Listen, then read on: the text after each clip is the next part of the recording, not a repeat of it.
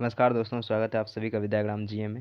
मेरे दोस्तों, जैसे कि आप सभी को पता है कि हमारा एक नया चैप्टर शुरू हो चुका है जिसका नाम है कोशिका यानी सेल। इससे पहले हम ऑलरेडी 4 क्लास कर चुके हैं। अगर आपने नहीं देखा है तो प्लेलिस्ट से जा करके आप सारा का सारा क्लास ज़रूर देखिए। इसमें हम जो भी क्वेश्चन करने वाले हैं वो सारा का सारा क्वेश्चन रेलवे के किसी न किसी प्रीवियस एग्जाम में पूछा जा चुका है। और कौन सा क्वेश्चन किस एग्जाम में पूछा गया है वो भी आपको क्वेश्चन के नीचे ही देखने के लिए मिल जाएगा। इससे पहले हम 4 क्लास में MCQ टाइप क्वेश्चन कर चुके हैं।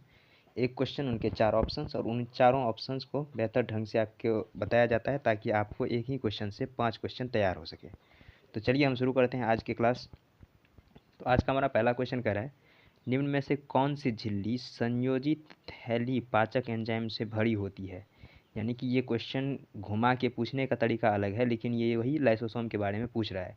यानी कि कौन सी ऐसी थैली है जो पाचक एंजाइम से भरी होती है। तो वो लाइसोसोम हो जाएगा। लाइसोसोम ही है जो पाचक एंजाइमों से भरा होता है। यानी कि इसमें हाइड्रोलिटिक एंजाइम पाया जाता है, जिसका कार्य है कि अगर कोशिका में किसी भी प्रकार से फॉरेन पार्टिकल आता है, यानी बाहर से कोई पार्टिकल आता है जो कोशिका के लिए हानिकारक है, तो उसको मारना ये लाइसोसोम का काम होता है। लेकिन वही अगर फॉरेन पार्टिकल कुछ ज़्यादा अमाउंट में आने लगे तो ये पाचक एंजाइम की जो थैली है, लाइसोसोम है, वो खुद ही फट जाता है और पूरा पूरा कोशिका को नष्ट कर देता है, ताकि बाकी कोशिका पर इसका गलत प्रभाव ना पड़े। तो इसलिए इसका सही आंसर लाइसोसोम हो जाएगा। गोल्गी काई की बात करें तो इसका इंग्लिश में गोल्गी बॉडी कहते हैं, और इसका खोज किया था कैमिलो गोल्जी ने। ठीक है। और इसका काम है जो भी प्रोटीन, लिपिड या कार्बोहाइड्रेट्स वगैरह बना हुआ है उसको एक जगह से दूसरी जगह ट्रांसपोर्ट करना, या फिर कुछ दशाओं में उसको संशोधित करना, उसका संश्लेषण करना और फिर ट्रांसपोर्ट करना। माइटोकॉन्ड्रिया के बारे में आप सभी ने देखा ही होगा कि ये एटीपी का निर्माण करता है, यानी कि ऊर्जा का निर्माण करता है। एटीपी का फुल फॉर्म होता है एडेनोसाइन ट्राइफॉस्फेट। इसका काम होता है जिस तरह से हमारे आसपास में मुद्रा के रूप में जो है रुपया चलता है, अमेरिका के मुद्रा के रूप में डॉलर चलता है, उसी प्रकार से कोशिका के अंदर जो मुद्रा के रूप में एटीपी ही चलता है, जिससे कि ऊर्जा का काफ़ी मात्रा में निर्माण होता है जो हमारे कोशिका के लिए आवश्यक है। और कोशिका में अगर ऊर्जा रहेगा तो फिर हमारे शरीर के लिए वो ऊर्जा उपयोग होता है। राजधानी की बात करें तो इसे राजधानी भी कहते हैं, रिक्तिका भी कहते हैं और इंग्लिश में वैक्यूल्स भी कहते हैं। इसमें जो है पादप, ये राजधानी जो है खास करके पादप में कुछ बड़ा बड़ा पाया जाता है और जंतुओं में छोटा छोटा पाया जाता है। तो कोशिका के जो भी अपशिष्ट होते हैं वो इस राजधानी में ही स्टोर होता है। ठीक है। तो इस हिसाब से, इस क्वेश्चन के हिसाब से जो सही आंसर है वो हो जाएगा लाइसोसोम, क्योंकि पाचक एंजाइम की थैली जो है वो लाइसोसोम को कहा जाता है। नेक्स्ट क्वेश्चन देखते हैं। ये कह रहा है, कोशिकाओं में प्रोटीन एवं लिपिड के परिवहन, संशोधन और पैकेजिंग के लिए निम्न में से कौन सा कोशिकांग उत्तरदायी है। तो इसका सही आंसर गोल्गी का हो जाएगा, जिसे इंग्लिश में गोल्गी बॉडी कहते हैं। इसका खोज कैमिलो गोल्जी ने किया था। ठीक है। और ये करता क्या है कि ये जो प्रोटीन है, लिपिड है, इसका परिवहन भी करता है और साथ ही साथ किसी किसी दशाओं में इसका जो है पैकेजिंग भी करता है, उसका संशोधन भी करता है, कुछ अलग से एफर्ट लगा करके इसका जो है संशोधन वगैरह भी कर देता है। तो ये गोल्गी का काम है। इसको जो है एक उपनाम दिया गया है ट्रैफिक पुलिस। ठीक है। इसका उपनाम जो है ट्रैफिक पुलिस है। जिस तरह से पुलिस का कार्य होता है कि कौन सा सामान कहाँ जाएगा, कौन सा वाहन किस दिशा में जाएगा, उसी तरह से ये जो गोल्गी का है यानी गोल्गी बॉडी है, इसका कार्य है कि कौन सा ये प्रोटीन, लिपिड ये किस कोशिका के किस अंग तक पहुँचेगा, इसके लिए जिम्मेदार होता है ये गोल्गी का है। ठीक है। SER और RER, ये दोनों, ER का मतलब है इंडोप्लाज्मिक रेटिकुलम। ठीक है। ER का मतलब होता है इंडोप्लाज्मिक रेटिकुलम यानी अंतःप्रद्रव्यीय जालिका। जिसमें है RER, तो ये हो जाएगा रफ इंडोप्लाज्मिक रेटिकुलम। और इसमें जो रफ इंडोप्लाज्मिक रेटिकुलम है वो रफ इसलिए होता है क्योंकि इसके ऊपर जो है राइबोसोम पाए जाते हैं। ठीक है। इसके ऊपर राइबोसोम पाया जाता है, जिसकी वजह से ये खुरदरा दिखता है और रफ इंडोप्लाज्मिक रेटिकुलम कहलाता है। और ये राइबोसोम जो है वो प्रोटीन का निर्माण करता है। राइबोसोम जो है वो प्रोटीन का निर्माण करता है और स्मूथ एंडोप्लाज्मिक रेटिकुलम जो है इस पे ये राइबोसोम जो है उपस्थित नहीं होता है, इसलिए ये लिपिड का जो है ये लिपिड का संश्लेषण करता है। ठीक है। तो SER का कार्य है, स्मूथ एंडोप्लाज्मिक रेटिकुलम का कार्य है लिपिड का निर्माण करना यानी संश्लेषण करना, और RER यानी कि रफ एंडोप्लाज्मिक रेटिकुलम का कार्य है जिस पे राइबोसोम पाया जाता है, उसका कार्य है प्रोटीन का संश्लेषण करना। तो आप इस तरह से भी याद रख सकते हैं कि RER रफ एंडोप्लाज्मिक रेटिकुलम जो है वो प्रोटीन बनाता है। राइबोसोम की बात करें तो वही प्रोटीन बनाता है, और ये जो है कोशिका का अगर सबसे सूक्ष्मतम कण कहा जाए तो वो राइबोसोम ही होता है। ठीक है। कोशिका का अगर सबसे बड़ा ऑर्गन कहें तो वो केंद्रक होता है। केंद्रक जिसे न्यूक्लियस कहते हैं। कोशिका का अगर दूसरा सबसे बड़ा ऑर्गन कहें तो वो माइटोकॉन्ड्रिया होता है, जिसे सूत्रकणिका कहते हैं, वो पावर हाउस वाला। और अगर सबसे छोटा कहें तो वो राइबोसोम होता है, क्योंकि ये कोशिका में हर जगह पाया जाता है, चाहे वो नाभिक हो, चाहे केंद्रक हो, चाहे उसमें जो माइटोकॉन्ड्रिया हो या किसी भी जगह हो, हर जगह ये राइबोसोम पाया जाता है, क्योंकि इसका ये प्रोटीन का निर्माण करता है और प्रोटीन जो है सभी कोशिकाओं के लिए काफ़ी आवश्यक हो जाता है। बात करें ये बैक्टीरिया की जो है, जीवाणु की कोशिका में जो है, वो एक कोशिका में लगभग 10,000 के आसपास ये राइबोसोम पाया जाता है। लेकिन वही अगर बात करें जंतु कोशिका में, तो जंतु कोशिका में जो है ये 10 मिलियन के आसपास एक कोशिका में पाया जाता है। ठीक है, यानी कि इसके 1000 गुना ज़्यादा पाया जाता है। तो आपको ध्यान रखना है कि राइबोसोम काफ़ी इंपॉर्टेंट कोशिकांग है, यानी सेल ऑर्गेनेली है, क्योंकि ये प्रोटीन का निर्माण करता है। गोल्जी का के बारे में बता ही दिया कि ये जो है एक ट्रैफिक पुलिस की तरह कार्य करता है, कि कौन सा पदार्थ कहाँ जाना है इसका नियंत्रण करता है।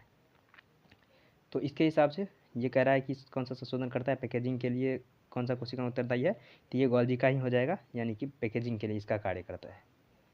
नेक्स्ट ये क्वेश्चन कह रहा है कि जीवन की मूलभूत इकाई क्या है। तो ये काफ़ी आसान क्वेश्चन है और लगभग सबको आता ही होगा।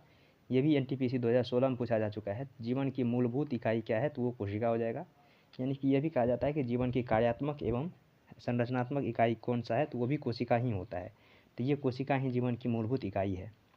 बात करें नाभिक का, तो यही कोशिका के, ये मान लीजिए एक कोशिका है और इसके अंदर एक इस तरह से पर्पल कलर का एक कोशिकांग पाया जाता है, जिसको हम केंद्रक कहते हैं। और केंद्रक के अंदर में भी एक डार्क पर्पल कलर का पाया जाता है कोशिकांग, जिसको केंद्रिका कहते हैं। यानी कि इस केंद्रक पे नियंत्रण करने के लिए केंद्रिका भी होता है, और ये नाभिक का कार्य है पूरे कोशिका पे नियंत्रण करना। ठीक है। ऊतक की बात करें तो अगर एक ही प्रकार के कोशिका किसी विशेष कार्य के लिए एक ही प्रकार के गांठ बना ले तो उसे एक तरह से कह सकते हैं ऊतक है। और अंग की बात करें तो बहुत सारे ऊतकों मिल करके एक विशेष कार्य के लिए जो संगठन बनाता है उसको अंग कहते हैं। तो इसका सही आंसर है मूलभूत इकाई, तो वो हो जाएगा कोशिका। नेक्स्ट ये क्वेश्चन कह रहा है कोशिका का वह बाह्यतम आवरण कौन सा है जो कोशिका के अवयवों को उसके बाह्य वातावरण से अलग करता है। तो कोशिका के जो बाह्य वातावरण से अलग करने के लिए जो प्लाज्मा झिल्ली हो कह लीजिए या फिर कोशिका झिल्ली कह लीजिए, बात एक ही है।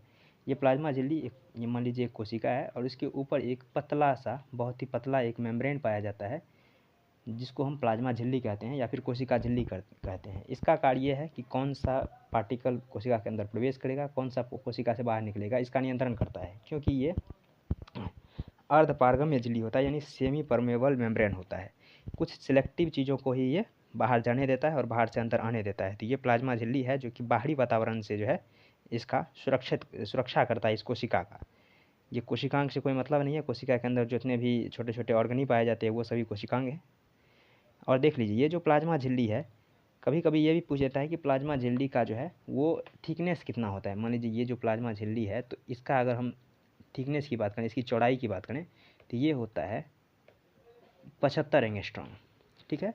और वैसे नैनोमीटर में पूछे तो 7.5 नैनोमीटर के आसपास हो जाता है नैनोमीटर।